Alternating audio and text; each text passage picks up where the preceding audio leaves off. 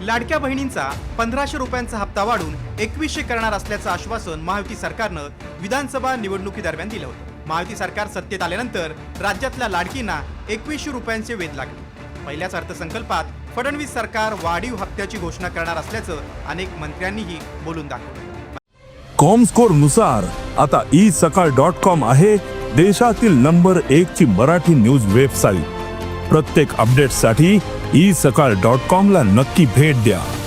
तर यासाठी लाडक्या बहिणींना दीर्घ प्रतीक्षा करावी लागणार आहे, कारण या अर्थसंकल्पात 2100 रुपयांची तरतूद केली जाणार नसल्याचं स्वतः महिला आणि बालविकास मंत्री अदिती तटकरे यांनी स्पष्ट केलंय।